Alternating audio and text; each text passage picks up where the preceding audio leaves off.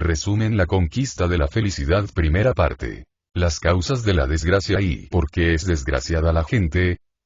Russell hace una comparación entre los hombres y los animales diciendo que estos últimos son felices teniendo salud y comida, pero al parecer a los hombres esto no les es suficiente y existe infelicidad derivada tanto del sistema social como de la psicología individual proveniente de varios factores como pueden ser la educación en la crueldad y en el miedo, la supuesta posición económica baja, las desgracias del mundo, etc. El autor señala 3 tipos de individuos que buscan la felicidad a través de una disciplina externa y se encuentran aquí. El pecador, entendiéndose como el hombre que vive absorto en la conciencia del pecado y en continua contradicción consigo mismo como herencia religiosa o familiar de la que no logra desprenderse a lo largo de su vida.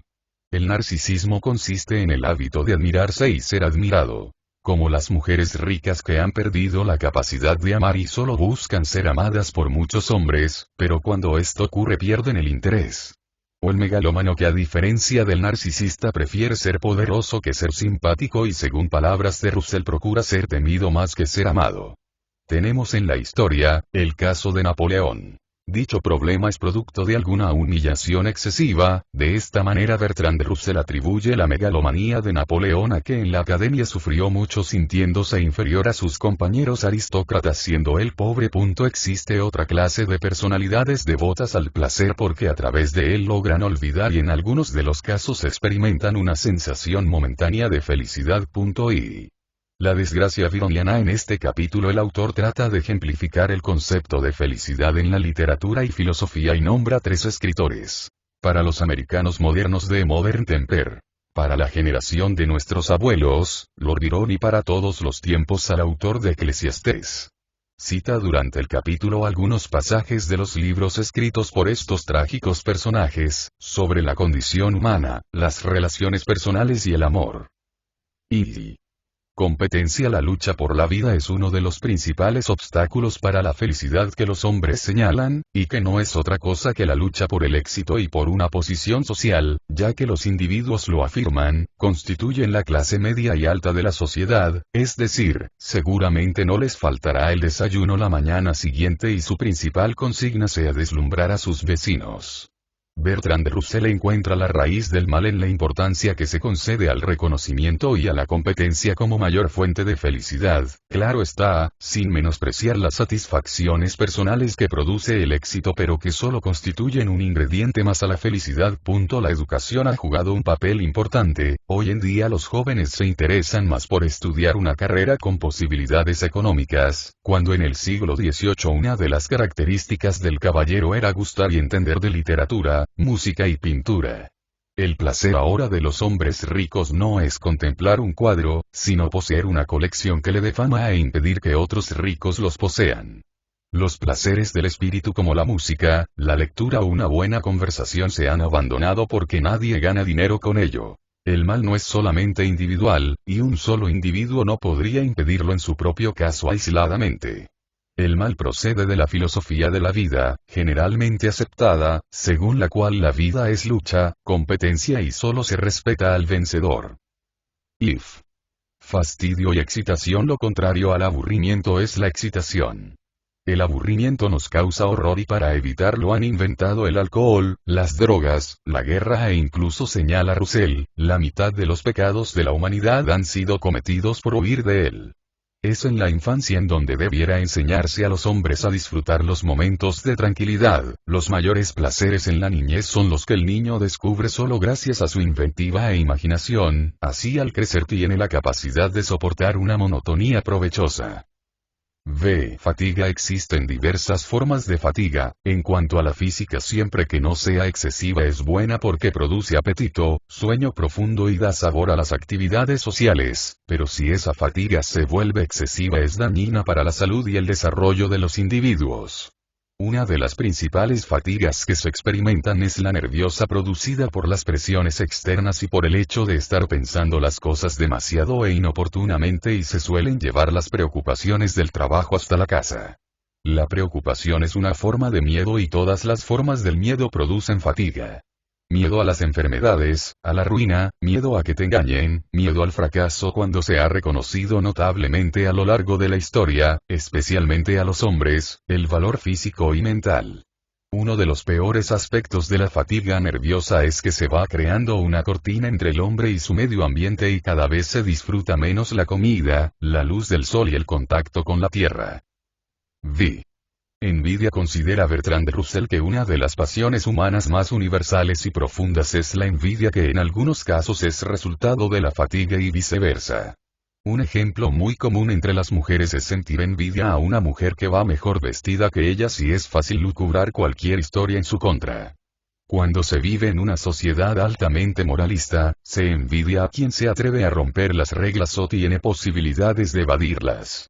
Una de las posibles causas psicológicas de la envidia, se produce en la niñez si es que los padres demostraron preferencia por alguno de sus hijos sobre otro, mostraron poco afecto hacia ellos. La modestia, que mayormente se ha considerado una virtud, puede relacionarse con la envidia si se practica con exceso.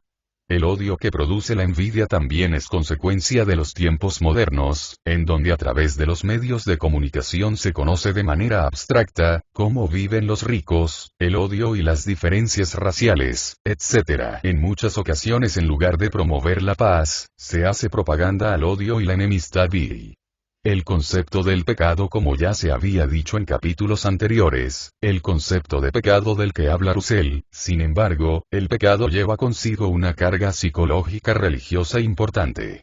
Gracias al psicoanálisis, la conciencia dejó de ser un misterio y aunque encierra un sentido diferente al pecado, el sentido más sencillo de la conciencia es el temor a ser descubierto. Como se ha mencionado antes, es en la niñez cuando se aprenden y se desarrollan los conceptos morales tales como el pecado.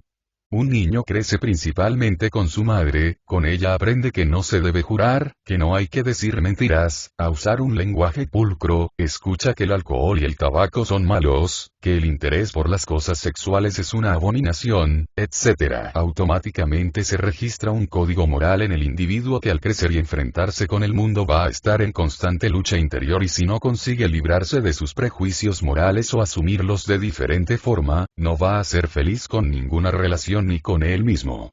El pecado no hace el hombre mejor, todo lo contrario, lo hace desgraciado y lo obliga a sentirse inferior. Una de las recomendaciones de Russell es el uso de la razón y puede llegar a niveles emocionales altos.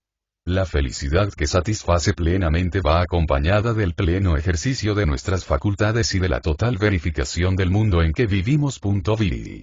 Manía persecutoria. La llamada manía persecutoria no es otra cosa más que la sensación de que alguien te persigue o trata de hacerte daño, y el afán de protegerse del perseguidor imaginario puede llevar al individuo a extremos violentos y limita su libertad.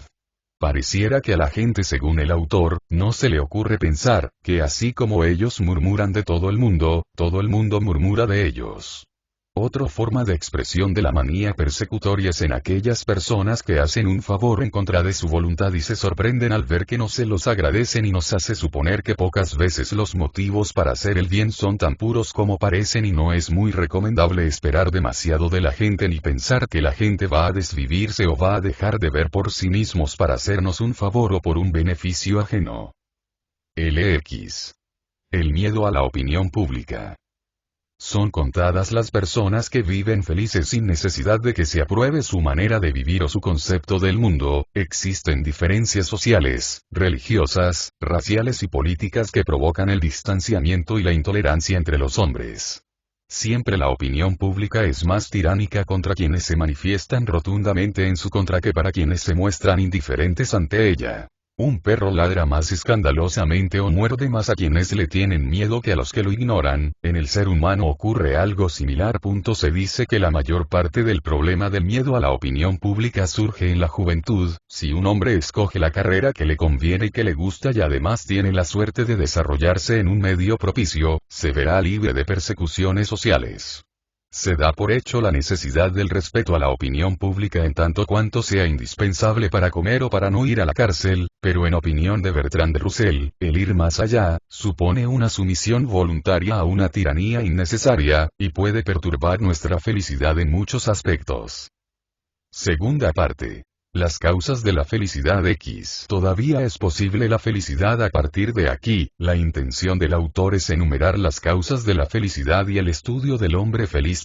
Se distinguen dos clases de felicidad: natural o imaginativa, o animal y espiritual, o de corazón y de cabeza, y la manera más sencilla de definir las diferencias entre ambas clases es, en palabras de Russell, que una es asequible a todo género humano, y otras solamente a los que saben leer y escribir. La primera tiene que ver con la felicidad basada en creencias naturales lejos de los motivos intelectuales que son importantes para los otros. El trabajo, por ejemplo, es una forma accesible de encontrar placer, sobre todo a nivel personal, mientras no se pretenda el aplauso de los demás para desarrollarlo. Otra fuente de felicidad personal, tal vez la mayor, es el querer y ser querido por el simple hecho de quererlo, es decir, de manera espontánea, y no en un afán de deber ser, como en ocasiones puede aplicarse al trabajo. Sí.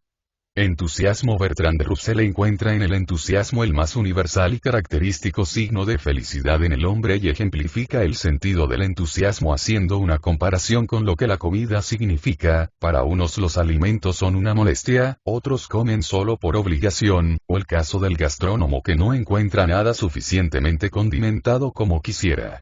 Es importante el desarrollo de los intereses personales, como puede ser coleccionar algo, o el amor a las plantas, el conocimiento en los libros, etc. Nada produce tanta satisfacción como un interés general por la vida misma, pues aunque otras ocupaciones tengan atractivos, no pueden llenar por completo la vida de un hombre, y existe el peligro de agotar el tema que absorbe nuestra atención. La recomendación es hacer las cosas por el simple placer de hacerlas, ya sea comer, sostener una conversación, estudiar, practicar algún deporte o amar a alguien. Y Russell termina este capítulo afirmando que el entusiasmo es el secreto de la felicidad y del bienestar. Sí. Afecto a la sensación de no ser queridos es una de las causas principales de la inseguridad y por tanto de la infelicidad. Vale la pena insistir, como se ha venido haciendo desde el inicio, la importancia de la educación y el afecto en los menores, ya que la falta de atención o su extremo opuesto, la sobreprotección, desarrolla en el individuo la inseguridad, el miedo, la desconfianza o incluso producen como consecuencia defectos de carácter que motivan el fracaso posterior para hacerse amar. Sí. La familia, una de las instituciones antiguas que más deterioro y desequilibrio han sufrido, es precisamente la familia, siendo que el cariño de un padre a su hijo y viceversa constituye uno de los motivos mayores para ser feliz. Sin embargo, en los tiempos modernos esta relación se ha visto alterada por las circunstancias actuales de naturaleza psicológica, económica, social, política y educativa. Ahora las mujeres piensan dos veces el hecho de procrear un hijo e incluso el casarse y formar una familia. Lo que antes solía ser un ejercicio triunfante del poder, el ser padre, ahora es todo un reto. La desintegración se debe a numerosos factores, por ejemplo, la vida urbana. El hecho de vivir en un espacio reducido, prohíbe a los niños la libertad del juego y priva a los padres de un descanso placentero a causa del ruido. Muchos papás deciden evadirlo por medio del trabajo, que en otros casos es una necesidad, y su participación en la familia disminuye. El papel de la madre tampoco es fácil, ya que al trabajar en su propia casa, la posibilidad de separar sus relaciones familiares y el trabajo se vuelve complicado y esto puede ocasionarle un conflicto interno. No se puede negar que el cariño de los padres a sus hijos quizás sea el más fiel y solidario de todos. Los amigos se quieren por sus cualidades y los amantes por sus atractivos, pero cuando dichas cualidades y atractivos disminuyen, la amistad y el amor pueden desaparecer. Por el contrario, en momentos de infortunio y enfermedad, sobre todo, el apoyo de la familia brinda una seguridad que no se podría encontrar en otra parte. Xif. Trabajo. No es fácil precisar si el trabajo es fuente de felicidad o de desgracia, pero para ambos casos hay trabajo. Desde luego, el trabajo en exceso puede ser perjudicial. Afortunadamente no sucede lo mismo cuando otorga un beneficio, ya sea, una satisfacción personal o el simple hecho de llenar muchas horas del día sin que tengamos que preocuparnos de lo que hemos de hacer. Es preventivo del aburrimiento y nos permite saborear mejor los periodos de descanso. El trabajo es estimulante y siendo optimistas tenemos que reconocer que una de las formas más positivas de la vida es el éxito alcanzado a través de la realización en una empresa o empleo constructivo. XB.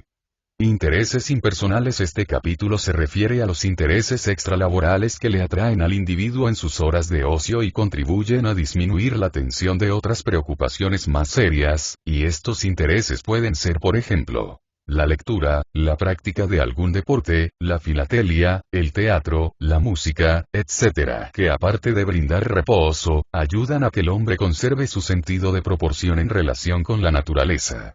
Bertrand Russell asegura que si él fuera responsable de organizar la enseñanza superior, sustituiría las religiones ortodoxas por la historia o materias que les recuerden el hecho de que la vida en él es nada más que un incidente temporal, y al mismo tiempo de insistir en la insignificancia individual.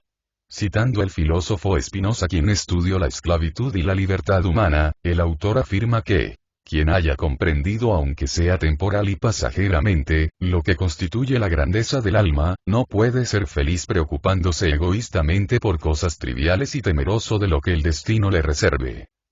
XB. Esfuerzo y resignación. La resignación es asociada con la religión, porque básicamente ha sido predicada por místicos y santos, mientras que la doctrina del esfuerzo por técnicos de la eficiencia y cristianos vigorosos. La resignación es de dos clases. Una se funda en la desesperación, y la otra en una esperanza inasequible. La primera, dice Russell, es mala. La segunda buena. Existen personas incapaces de resistir un fracaso por más sencillo que parezca, no soportan pacientemente pequeñas molestias como pueden ser el retraso del tren, se indignan si la comida está mal hecha. Se desesperan si la chimenea hace humo y claman venganza contra la organización industrial cuando tarda en llegar la ropa del lavandero. Pero para el autor de La conquista de la felicidad, la energía que tales gentes pierden en cosas triviales sería suficiente, bien dirigida, para hacer y deshacer imperios. XB. El hombre feliz. Es claro que la felicidad depende tanto de las circunstancias como de uno mismo. Este libro pretende facilitar los mecanismos a nuestro alcance para alcanzar la felicidad. Mucha gente desgraciada, atribuye su desgracia a sus ideas o factores intelectuales, cuando gran proporción de ella la constituyen los síntomas y la actitud que uno adopte ante los problemas. Hay cosas indispensables para la mayor parte de los hombres. Pero son cosas sencillas. La casa, la comida, la salud, el amor, el éxito en su trabajo y el respeto a los suyos. Una de las causas más importantes para la felicidad, sobre la que se ha venido insistiendo desde los primeros capítulos, es el cariño recibido, y la persona que lo recibe es, a su vez, quien lo da. El hombre feliz, el que no siente el fracaso de unidad alguna, aquel cuya personalidad no se cinde contra sí mismo ni se alza contra el mundo.